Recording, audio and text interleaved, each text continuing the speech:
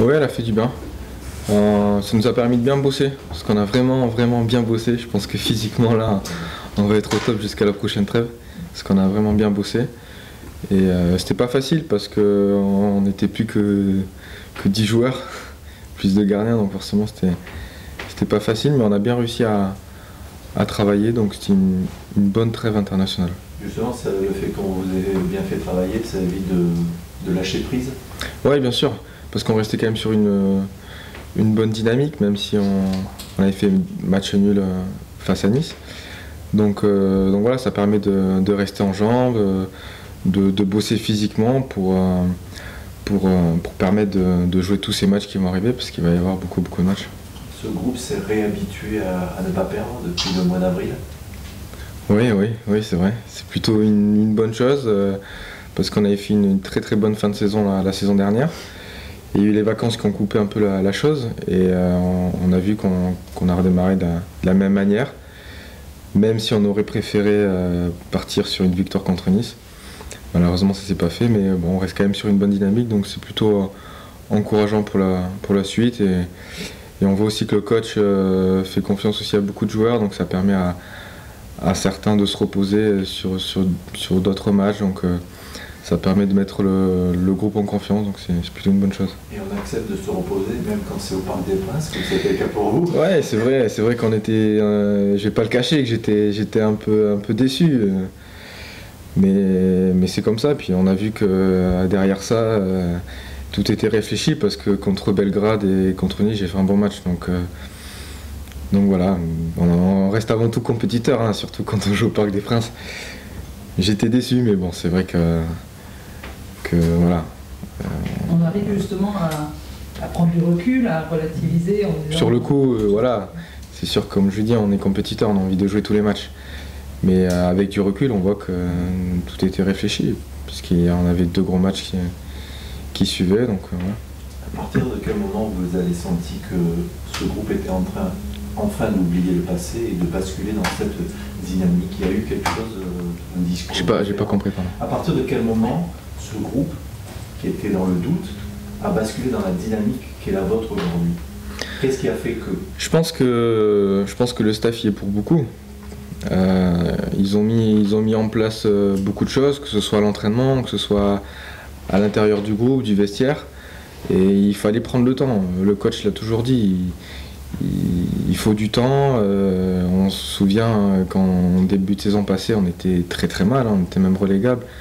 Et le staff était toujours confiant. Il dit il faut continuer à bosser, à gommer ses erreurs, à prendre de la confiance. Et ça passe par beaucoup de travail à l'entraînement, beaucoup de gammes à répéter. Et au final, on a vu que ça payait et que ça paie toujours, parce que je peux vous dire que les entraînements ont beaucoup d'intensité, tout le monde est concerné, donc forcément ça se ressent sur le terrain. Dans les 3 prochains mois, vous allez devoir jongler souvent entre Coupe d'Europe, championnat. Le fait que la majorité des joueurs du groupe ait déjà connu ce cas de figure, est-ce que c'est un avantage pour cette période? Oui, ça peut être un avantage au niveau de l'expérience. Surtout aussi au niveau de la récupération. Je pense qu'il y a un gros travail aussi à faire entre les matchs. Donc je pense que tout le monde a conscience de ça.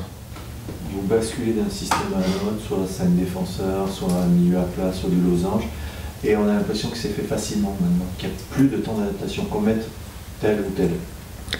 Vous savez, on a beaucoup travaillé à l'entraînement, donc voilà, et puis ça marche plutôt bien en match. Le groupe est assez réactif. Dès qu'en cours de match il faut changer, ou si l'autre match on va passer à un autre système, et je pense que ça peut être une force aussi de Bordeaux, pour pouvoir aussi surprendre l'adversaire, d'avoir plusieurs schémas tactiques. Donc voilà, c'est bien. Vous aviez un objet. Et ça, c'est pas perturbant un petit peu La preuve que non, puisqu'on a vu qu'en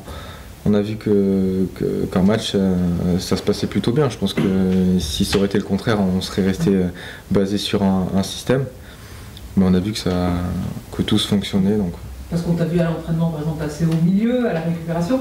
On sait, les joueurs, vous aimez bien avoir des certitudes, des repères. On parle tout le temps de repères, d'automatisme. Et Bien là, sûr. c'est un petit peu bouleversé pour vous aussi. Oui, mais quand je suis parti à la récupération, c'est parce qu'il manquait beaucoup de monde.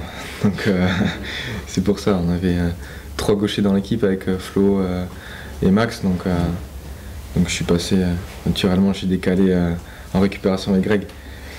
Mais ça m'a pas plus perturbé que ça, même si j'aime quand même avoir ma ligne en ligne de mire. Voilà.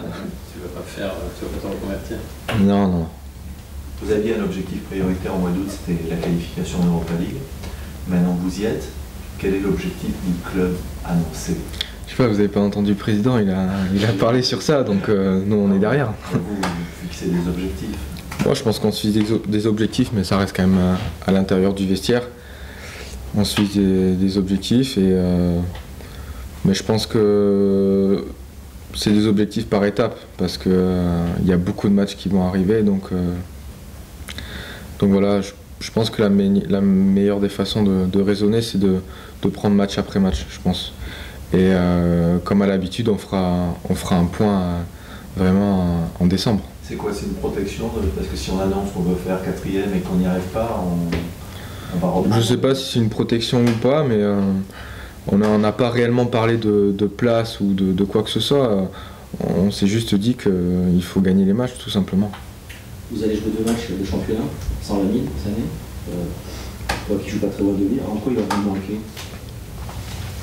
Je pense que c'est un garçon qui est très fort dans la récupération, qui a un gros volume de jeu aussi. Donc, et puis au niveau du duel physique, il est assez fort, il prend beaucoup de ballons de la tête. Donc voilà, on va essayer de compenser par autre chose. On a un groupe qui est un bon groupe, donc voilà, on n'aura pas de mal à le remplacer. En termes de récupération, comment t'enchaînes les matchs le jeudi soir pour jouer le dimanche à 14h? Parce que ça date dimanche 14h, est-ce que c'est contraignant? Comme je l'ai dit, c'est le travail en dehors, hein, c'est le travail de l'ombre, comme dit le coach. Il faut avoir une bonne hygiène de vie, bien manger, bien dormir. Voilà, il ne faut pas non plus se priver de tout. Moi, je suis vraiment pas dans cette optique-là. Mais il y a un juste milieu à avoir pour permettre au corps de bien réagir lors du prochain match. Jouer en début d'après-midi, c'est pas plus gênant que de jouer à 17h ou 21h? Ça m'a pas plus perturbé que ça, à part quand il y a des grosses chaleurs bien sûr. Mais autrement, jouer à 14h sous 25 degrés, c'est très bien. Même le repas à 10h du matin? C'est un peu folklorique on va dire. Mais bon, voilà, on est des joueurs professionnels, donc il faut s'adapter à Et tout. est-ce qu'on mange pareil? Oui, on mange pareil. C'est pareil, mais est-ce qu'on mange de la même manière justement? Moi, ça m'a pas dérangé plus que ça. On saute le petit déjeuner, donc après on mange direct entrée et pas de poulet. Ça m'a pas dérangé. Après, il faudra poser la question aux autres joueurs si ça les a dérangés. Parce que comment vous procédez quand c'est comme ça? D'habitude vous avez rendez-vous en fin de matinée pour jouer? Généralement, c'est rare qu'on ait des mises au vert. Là, quand on joue à 14h, on avait la mise au vert le soir, et le lendemain matin, on se levait, une petite promenade, et après on enchaînait le déjeuner à 10h.